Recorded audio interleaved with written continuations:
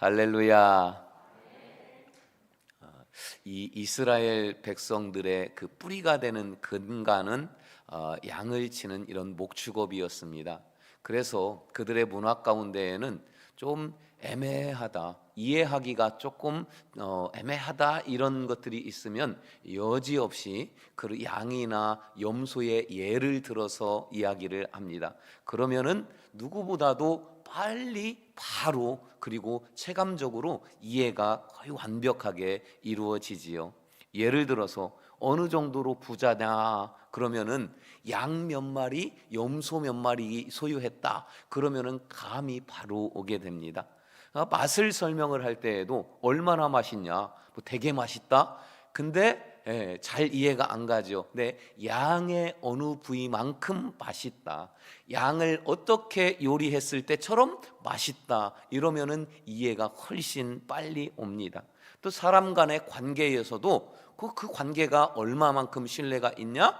선한 목자와 양의 관계다 하면은 그 한마디로 다 이해가 되는 것이지요. 그들의 문화 속에 양은, 염소는 그만큼 깊이 뿌리박혀 있습니다. 그래서 성경도 하나님과 우리의 관계를 양과 목자로 비유해서 말씀하시지요. 예수님도 그렇게 말씀하십니다. 요한복음 10장 11절에 보니까요, 나는 선한 목자라. 선한 목자는 양들을 위하여 목숨을 버리거니와 삭구는 목자가 아니요 양도 제 양이 아니라 이리가 오는 것을 보면 양을 버리고 달아나니 이리가 양을 물어가고 또 다 흩어 해치느니라. 예수님도 이렇게 말씀하셨어요. 오늘 우리가 보았던 시편 23편에서는 다윗도 하나님과 나의 관계가 양과 목자의 관계다 이렇게 말하면서 고백하고 있습니다. 그 시대에 목자는 두 종류가 있었습니다. 첫째는 주인 목자예요. 직접 양의 소유주가 양을 치는 목자인 경우이지요. 또는 그 외에는 삭군 목자들이 있습니다. 그러니까 삭을 받고 기간제로 남의 양을 돌봐주는 고용된 목자지요. 아무리 뭐해도 기간이 최소 1년이었습니다. 또 몇 년씩 이어지기도 했지요. 그럼 1년 동안의 삭을 언제 받느냐? 양은 1년에 한 번 털을 깎아서 그 털로 목돈을 마련합니다. 그 털을 깎는 날 이 삭군들도 삭을 받게 돼요. 그럼 다 삭을 받냐? 남의 양을 돌보고도 삭을 받지 못하는 때도 있습니다. 언제냐? 이 목자 한 사람이 양을 돌볼 수 있는 최대 수를 100마리 정도로 보고 있습니다. 근데 이 100마리를 받아서 양을 1년 동안 돌보면서 최소한 80%는 유지해야 돼요. 그러니까 양을 돌보다 보면 양을 잡아먹어서 없어지기도 하고 짐승들의 밥이 돼서 없어지기도 하고 사고로 죽기도 하고 그러겠지요. 그러다 보면 숫자가 줄기도 합니다. 그런데 그래도 80% 정도는 유지를 해야지 삭을 받지, 그보다 숫자가 더 떨어지면은 삭을 받지 못하는 경우도 있었다는 거예요. 또 그때의 문화는 각자의 목자들이 주인 목자든 삭군 목자든 자기의 양들을 돌보는데 야간에는 연합으로 돌봤습니다. 야간에 다른 짐승들이 와서 잡아갈 확률이 높을 때였어요.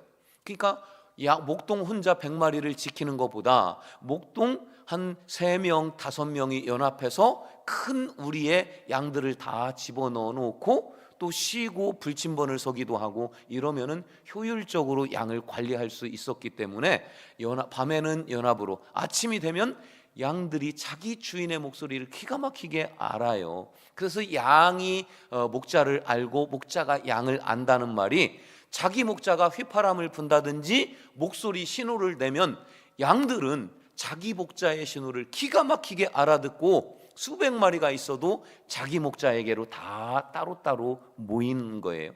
그래서 주간에는 홀로 자기 양을 돌보고 야간에는 연합해서 함께 돌보는 그런 문화적인 그런 배경들이 있습니다. 그러니까 주인 목자든 삭군 목자든 좋은 충실한 목자는 양들의 숫자도 많이 불릴 것이고, 양들을 토실토실 살도 찌울 것이고, 털 깎을 때 털도 많이 얻게 할 것인데, 또 게으른 그런 목자들은 양의 숫자도 많이 줄고 양도 삐쩍 말라서 또 털도 적고, 이런 목자들도 있겠지요. 근데 양들이 포동포동하고 좋은 경우는 누구냐? 주로 주인 목자들이 할 때. 근데 주로 양들이 숫자도 줄고 삐쩍 마르고 상품성이 떨어지고 그런 것을 봤더니, 대개는 삭군 목자들에게서 이런 현상이 나타나는 것이지요. 그 처음에는 삭군 목자가 나쁜 뜻이 아니에요. 삭슬 받고 고용한 목자라는 뜻인데, 나중에는 삭군 하면은 아주 나쁘고 게으르고 악한 그런 목자를 상징하는 말로 바뀌어지게 된 배경이지요. 오늘 다윗은 어려서부터 자기 아버지의 양을 돌봤습니다. 그가 다윗이 청소년기가 됐을 때는 차타가 다 공인하는 최고의 선한 목자였었어요. 사무엘상 17장 34절과 5절 보니까 다윗이 사울 왕에게 자기를 소개하는 말입니다. 다윗이 사울에게 말하되, 주의 종이 아버지의 양을 지킬 때에 사자나 곰이 와서 양 떼에서 새끼를 물어가면 내가 따라가서 그것을 치고 그 입에서 새끼를 건져내었고, 그것이 일어나 나를 해하고자 하면 내가 그 수염을 잡고 그것을 쳐 죽였나이다. 내 양은 새끼 양 한 마리라도 나는 다른 짐승에게 절대 빼앗기는 법이 없는, 나는 그런 충성된 양이고 충성된 그런 목자고 좋은 목자입니다 하고 자기가 스스로를 그렇게 말하고 있습니다. 목자에게 양은 소중하지요. 그렇지만 자기 목숨보다 더 소중하지는 않아요. 다른 목자들은 그런 경우가 되면 사자나 곰은 자기가 배부르면 안 먹습니다. 그래서 한두 마리 먹으면은 더는 안 물어가요. 그러니까 목자들은 차라리 내 목숨, 내 안전을 먼저 돌보고 몇 마리 물어가게 내비두는 거예요. 그리고 나머지 양들의 신경 쓰고 지키는 것이 그때 당시에도 일반적인 목자들이었어요. 다윗은 달랐다는 거예요. 내 양 감히 물어가? 끝까지 사자라도 쫓아가서 사자의 수염을 잡고 입을 벌려서 그에게서 물어간 내 양을 도로 찾아오는 사람이 납니다 하고 다윗이 말하는 것입니다. 다윗이 이렇게 오늘 1절에서 고백합니다. 1절 말씀 함께 보십니다. 여호와는 나의 목자시니 내게 부족함이 없으리로다. 여호와는 나의 선한 목자시니 내게 부족함이 없으리로다. 우리는 그저 그렇구나 이해하지만, 이때 당시에 이스라엘 사람들은 다 알았어요. 선한 목자구나. 어떤 경우에도 하나님의 목자면, 어떤 경우에도 하나님이 목자라면 그 양은 안전이 보전이 되고, 그리고 행복이 보장이 되는 그런 양이구나. 이런 것들을 우리는 일일이 설명해야 알아듣지만, 이스라엘 사람들은 여호와는 나의 목자시니 내게 부족함이 없다, 이 한마디면 다 피부에 와닿고 충분히 이해할 수 있는 언어라는 거예요. 하나님은 여러분의 목자이십니까?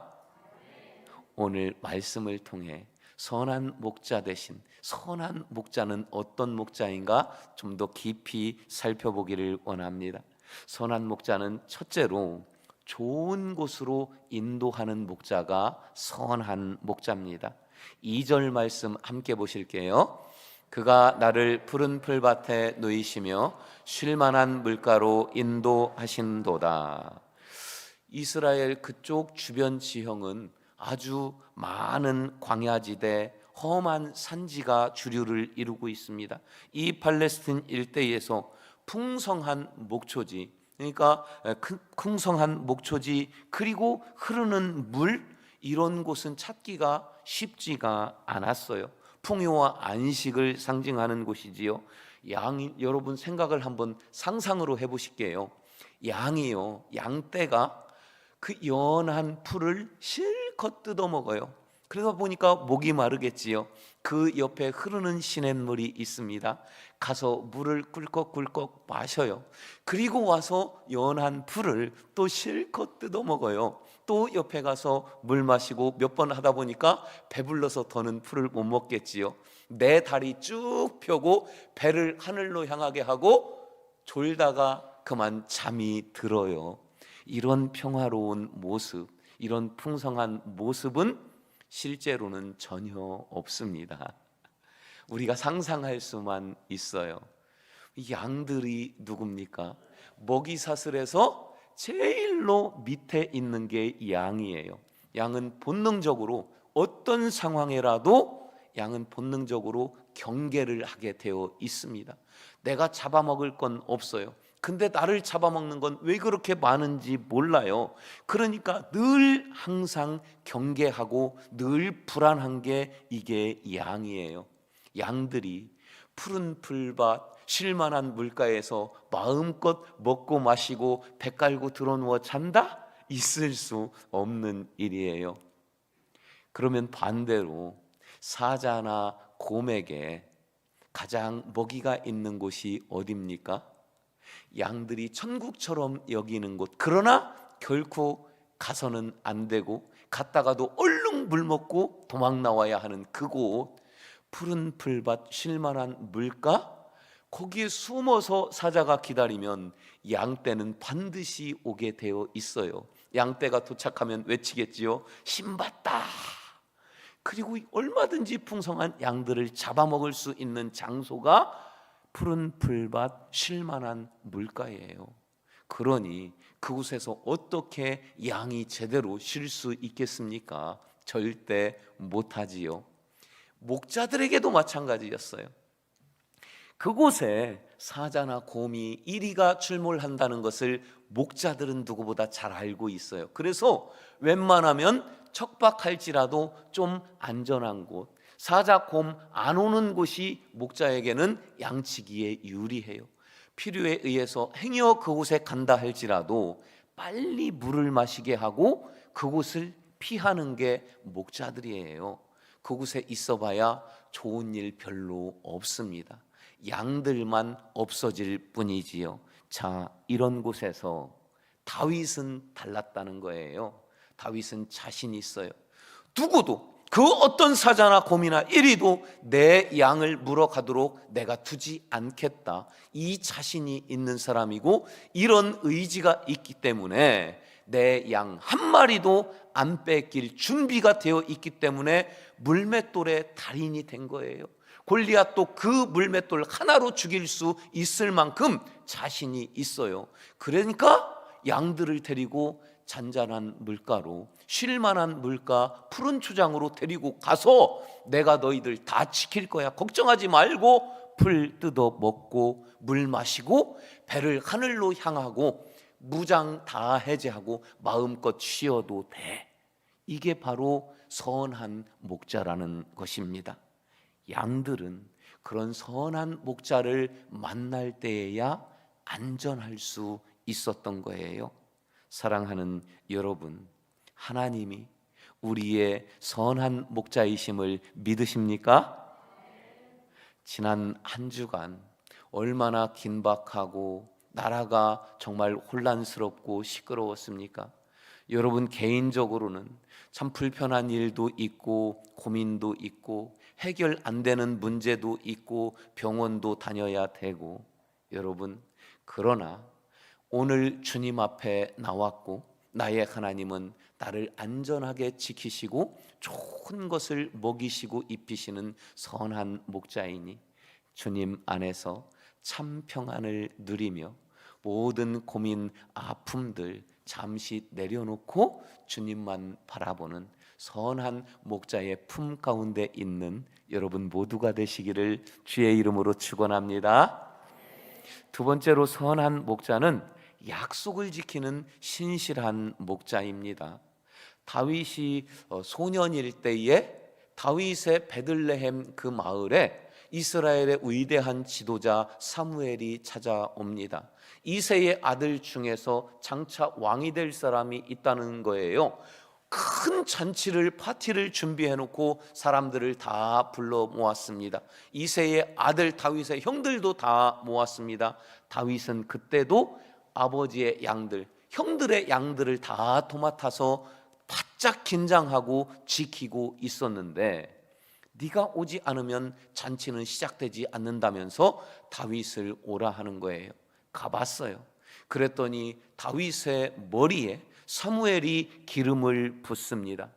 하나님의 이름으로 장차 이스라엘의 왕이 될 사람으로 너에게 기름을 붓노라. 그러면서 다윗을 장차 이스라엘의 왕이 될 사람으로 기름 붓고 예언을 하는 거예요. 그리고 시간이 흘렀습니다. 블레셋과 전쟁이 나요. 아버지의 심부름으로 전쟁터에 가봤더니 저 블레셋 골리앗이라고 하는 곰 같은 장수가 이스라엘과 하나님을 모욕하는데도 누구 하나 분노하지도 않고 누구 하나 그와 싸울 수 있는 사람이 없는 거예요. 다윗이 골리앗을 죽입니다. 그리고 다윗은 군인으로 부름을 받는데 그가 가는 곳곳마다 승전고를 올립니다. 이스라엘 백성들은 외칩니다. 다윗은 만만이요 사울은 천천히라. 사울의 마음에 시기와 질투심이 불일 듯 일어났어요. 그리고 다윗을 죽이려고 하자 다윗은 어쩔 수 없이 도망다닐 수밖에 없습니다. 추위에 떱니다. 배고픔에 떱니다. 때로는 두려움에 떨어요. 도망다니다 더는 피할 곳이 없어요. 그래서 원수로 여기는 블레셋에까지로 도망을 가는데 목숨을 보장할 수 없으니까 그가 한 일은 미친 사람처럼 정신 나간 사람처럼 침을 질질 흘리고 손가락으로 벽을 팍팍 긁어서 손가락에서 피가 철철 흐르며 그때에야 미친 사람 죽여 무엇하랴. 그리고 블레셋에서 살아남을 수 있었습니다. 장장 15년 정도를 그렇게 피해 다닙니다. 얼마나 비참한지 몰라요. 사람들은 다 잊었을지라도 다윗은 여전히 기억하고 있습니다. 그 아픈 도망다니는 비참한 그 순간에 어느 날에 시편 23편을 기록하면서 다윗은 3절에서 이렇게 고백하는 거예요. 함께 보십니다. 내 영혼을 소생시키시고 자기 이름을 위하여 의의 길로 인도하시는도다. 사람들은 다 잊었을지라도 하나님이 하나님의 이름으로 내게 기름을 부으셨다. 하나님은 지금 나를 연단하실지라도 반드시 분명히 때가 오면 나를 이스라엘의 왕으로 세우실 것이다. 왜? 하나님의 이름의 능력을 위해서라도, 하나님 자신의 이름을 위해서라도 하나님은 그 이름으로 하신 말씀을 분명히 이루신다는 다윗의 고백인 것입니다. 시편 29편 2절은 이렇게 말씀하십니다. 여호와께 그의 이름에 합당한 영광을 돌리라. 이사야 42장 8절은 나는 여호와이니 이는 내 이름이라. 내 이름에 합당한 영광을 누구에게도 빼앗기지 아니하리라. 여러분, 하나님은 수만 가지의 축복의 약속을 성경을 통해서 이미 해 놓으셨습니다. 그 약속들이 거짓말입니까? 아니에요. 하나님이 능력이 없어서 못 지키십니까? 아니에요. 하나님은 하나님의 이름을 위해서라도 하신 말씀을 반드시 이루시는 분인 줄 믿으시기 바랍니다. 말씀을 붙잡고 기도하세요. 말씀을 붙잡고 믿음을 지키세요. 다윗은 흔들리지 않고 하나님의 말씀을 붙잡았고 약속을 붙잡았어요. 왜요? 하나님의 이름의 위대함을 믿었기 때문입니다. 위대하신 그 하나님을 우리는 뭐라고 부릅니까? 아버지, 내 하나님 이렇게 부르잖아요. 여러분, 이게 우리에게 얼마나 큰 축복인지 아십니까? 하나님을 아버지라고 부를 수 있는 것은 이 세상 모두에게 주신 권세가 아니에요. 오직 우리에게 주신, 하나님의 자녀에게만 주신 어마어마한 권세이니 아버지 마음껏 부르며 그 이름을 믿는 우리 모두가 되기를 주의 이름으로 축원합니다. 세 번째로 선한 목자는 사망의 골짜기라도 나를 인도하면 기꺼이 따라갈 수 있는 목자가 선한 목자입니다. 우리 4절 말씀 함께 보실까요? 내가 사망의 음침한 골짜기로 다닐지라도 해를 두려워하지 않을 것은 주께서 나와 함께 하심이라. 주의 지팡이와 막대기가 나를 안위하시나이다. 여러분, 이상하잖아요. 양은 먹이사슬의 가장 바닥에 있는 겁이 많은 동물이에요. 왜 양이 사망의 음침한 골짜기까지 갈까요? 목자가 인도하니까. 목자가 따라오라 하니까 목자 따라서 사망의 음침한 골짜기도 가는 거예요. 그럼 목자가 좋은 곳으로 푸른 풀밭 쉴만한 그 물가로 인도해야지 왜 양들을 사망의 음침한 골짜기로 데려갈까요? 그곳을 지나야 푸른 풀밭 쉴만한 물가가 나오기 때문에 사망의 음침한 골짜기를 통과해야 하는 것입니다. 목적지로 가는 길을 양은 몰라요. 목자는 압니다. 그게 목자예요.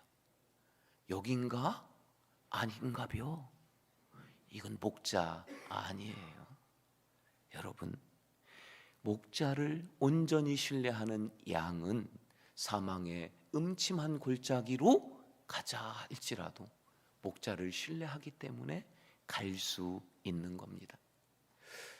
다윗의 양들이 다윗에게서 무엇을 보았습니까?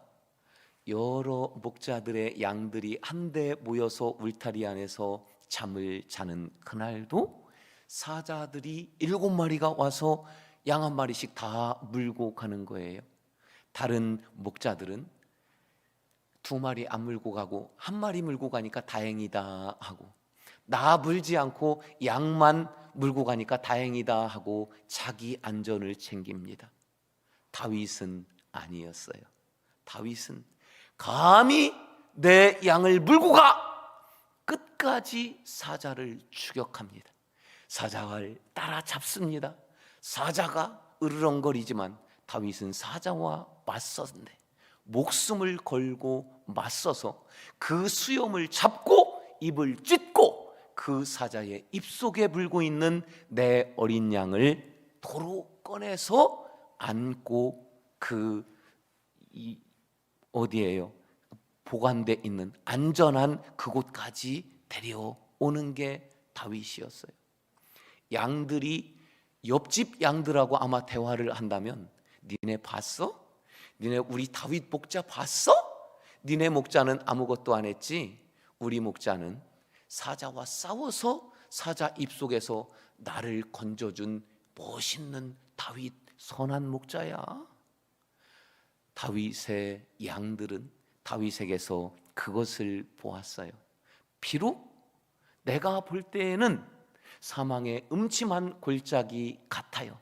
그러나 내 목자 다윗이 나를 가자 하면 그곳이라도 기꺼이 따라갈 수 있는 거예요. 이게 선한 목자와 양의 관계인 것입니다. 다윗과 양의 이런 관계처럼 다윗은 하나님과 나의 관계가 이런 관계입니다 고백했던 거예요. 우리도 하나님을 향하여, 하나님, 사망의 음침한 골짜기라도, 아굴골짝 빈들이라도 하나님이 가라 하시면 기꺼이, 하나님이 오라 하시면 바다 위라도 기꺼이 갈 수 있는 이런 신뢰 관계, 그때에야 하나님은 나의 목자시라 고백하는 그 고백이 실제적인 고백이라는 거예요. 하나님과 우리의 관계가 이런 선한 목자와 양의 관계로 더 신뢰가 굳어지는 우리 모두가 되기를 주님의 이름으로 축원합니다. 이제 말씀을 마치려고 합니다. 사랑하는 성민 가족 여러분, 3주 전에 위임식 때에 제가 감사 인사를 해야 되는 시간이 있대요. 그때 제가 말하기를, 여러분이 저를 목사로 믿고 위임해 주셔서 감사한데 잘하셨습니다. 이렇게 얘기했잖아요. 그리고 여러분 사랑합니다. 이렇게 말했어요. 사랑한다고 하는 이 말의 무게를 저는 알아요. 제가 평신도 30대 초반에 저희 교회에 강사 목사님이 오셨는데 그 주일 저녁 예배였어요. 그 강사 목사님은 말머리마다 사랑하는 여러분, 사랑하는 여러분, 사랑하는 여러분 계속 그러시는 거예요. 그때 집사인 저의 마음에, 저분 오늘 처음 봤는데 저분이 내 이름이나 알까? 저분이 나를 위해서 한 번이라도 기도하고서 사랑한다고 말하는 걸까? 저는 그분의 진정성을 믿지 않았어요. 그런데 세월이 흘러서 제가 신학을 하고 전도사가 된 거예요. 제가 섬기는 교회의 담임 목사님이 주일 새벽에 일어나시다가 쓰러져서 이틀 만에 천국으로 가셨어요. 저 혼자였던 교역자, 저는 신대원 3학년인 그때에 5개월 정도 모든 새벽 기도를 비롯한 예배를 제가 다 인도하는데, 성도들을 보는데 목자 잃은 양 같은 그런 눈으로 보여지는 거예요. 너무 불쌍하고 너무 안 됐고 너무 사랑스러운 거예요. 근데 저는 단 한 번도 5개월 동안 사랑하는 여러분 그렇게 말할 수 없었어요. 왜냐하면 사랑한다는 말을 내가 감당할 수 있을까? 그때 집사였던 나는 그렇게 거부했었는데 너무 부끄러웠던 거예요. 또 하나는 내 양이 아니잖아. 제 마음속에 자꾸 내 양이 아닌데 내가 사랑해서는 안 되는데 이런 마음이 드는 거예요. 그런데 이제 다음 주면은 새로 부임할 담임 목사님이 다음 주부터는 설교를 하시고 제가 마지막 주일 설교를 하는데, 그래도 사랑하는 마음이 생기는 걸 어떻게 해요? 그 마음을 주체할 수가 없어서 이 사정 얘기를 하고 딱 한 번만 하겠다고, 사랑하는 여러분 이렇게 부르는데 왜 이렇게 눈물이 나는지 모르겠어요. 그리고 저는 얼마 후에 목사 안수를 받고 여러분이 잘 아시는 문창교회의 부목사로 부임을 했습니다. 딱 한 달이 부족한 6년을 부목사로 섬기면서 많은 설교의 기회가 있었어요. 단 한 번도 사랑하는 문창교회 성도 여러분 단 한 번도 못했습니다. 그 무게를 감당할 자신이 없었고, 문창교회 그 많은 교인들 이름을 부르면서 단 한 번도 그분들 다 부르면서 기도한 적이 없었기 때문에 감히 사랑하는 여러분 못하겠더라고요. 제가 성민교회의 담임 목사로 정해졌다는 연락을 받고 제일 먼저 한 일이 교회에 와서 나 요람 좀 하나 주세요. 그 요람 슬쩍 가지고 갔어요. 부임하기 전부터 요람 한 장 한 장 넘기면서 여러분의 이름을 부르면서 기도했습니다. 저는 지금도 매일 여러분 한 분 한 분 이름을 부르면서 하나님 앞에 기도하고 축복하고 있습니다. 사랑하는 성민 성도 여러분, 이 한마디 하기까지 결코 쉽지 않은 그 무게를 감당하고 나서야 그래도 부족하지만 사랑하는 여러분, 사랑하는 여러분 부를 수 있는 거예요. 담임 목사 되니까 좋아요. 누구 눈치 안 보고 사랑하는 여러분, 내가 여러분 사랑합니다 말할 수 있다는 것 자체가 얼마나 기쁘고 감사한지 모릅니다.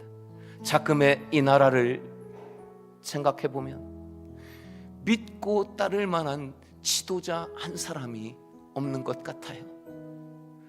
하나님이 우리에게 선한 목자이듯, 다윗이 양들에게 선한 목자이듯, 하나님께서 우리를 담임 목사와 성도로 만나게 하셨는데, 저는 여전히 부족하지만 여러분에게 다윗 같은 목자가 되기를 오늘도 몸부림치면서 여러분의 이름을 부르며 기도합니다. 사랑하는 성민 성도 여러분, 제가 여러분을 사랑합니다. 우리 함께 이런 목자와 성도가 되기를, 한 걸음씩 함께 걸어가기를 주의 이름으로 간절히 소망합니다. 우리 일어서서 함께 찬양하고 기도하기를 원합니다. 주 선한 능력으로 나를 안으시네, 주 크신 팔로 나를 붙드시네.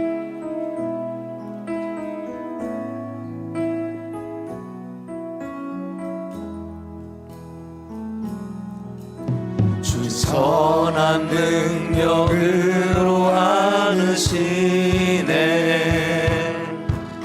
그 크신 팔로 날 붙드시네. 절망 속에도 흔들리지 않고 사랑하는 주 얼굴 구하리. 이전에 괴로운 날 애워싸고, 이전에 괴로운 날 애워싸고 고난의 길을 걷는다 해도 주님께 모두 맡길 우리 영혼, 끝내 승리의 날을 맞으리. 선한 능력으로 일어서리, 선한 능력으로 일어서리. 아멘. 주만을 지하리 믿음으로,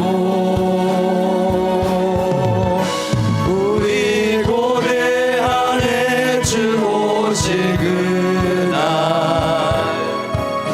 영광의 새 날을 맞이하리. 선한 능력으로 일어서리, 선한 능력으로 일어서리.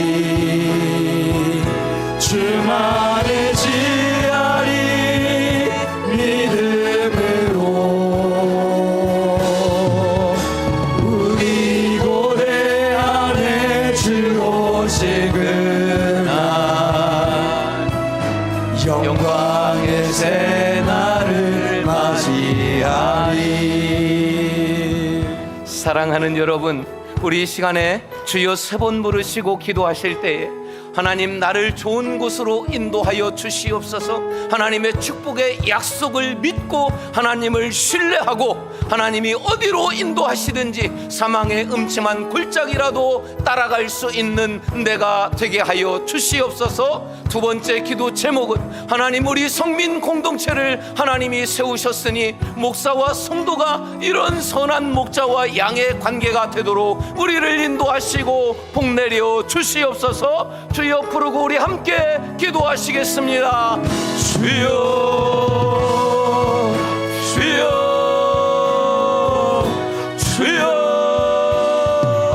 선한 목자 되신 아버지 하나님 감사합니다. 하나님은 나의 목자시니 내게 부족함이 없나이다. 아버지 하나님의 이름을 위해서라도 아버지 하나님의 길로 인도하여 주시옵시고, 하나님의 이름을 위해서라도 약속의 말씀, 축복의 말씀을 붙잡고 나가는 우리에게 말씀대로 성취하여 주시옵소서. 아버지 하나님, 주께서 부르시는 곳이라면 어디라도 따라가기를 원합니다. 나의 선한 목자 되신 주여, 그러한 믿음으로 나를 세워 주시옵소서. 바라옵기는 아버지 하나님, 이 성민 공동체 아버지 하나님께서 세우셨고 하나님께서 우리를 목사와 성도로 만나게 하셨나이다. 아버지 하나님, 선한 목자가 되며 선한 양들이 되기를 원하오니 우리를 주여 인도하여 주시옵소서.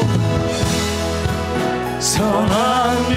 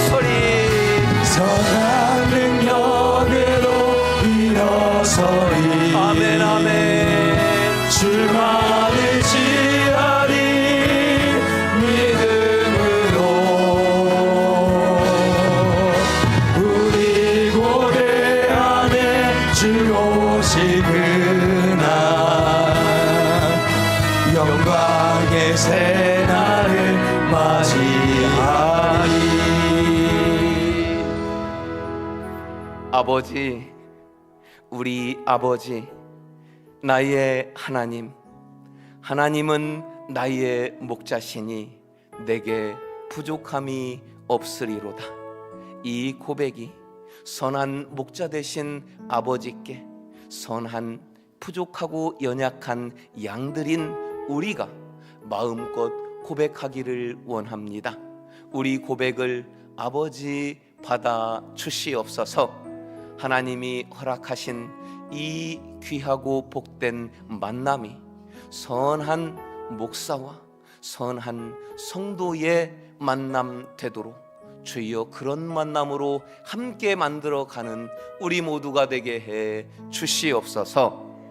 지금은 우리 구주 예수 그리스도의 은혜와 하나님 아버지의 끝없고 한없는 영원하신 사랑하심과 성령의 감화 감동 교통 인도하여 주심의 선한 목자 되심의 역사가 그 주님을 선한 목자로 믿고 신뢰하고 따르기를 다시 한번 결단하는 이곳에 있는 모든 선한 양들 위에 이 양들의 주님 바라보고 따라가는 그 길 위에 그리고 하나님이 세우신 이 성민교회 위에 지금부터 영원토록 함께 하시기를 간절히 축원하옵나이다. 아멘.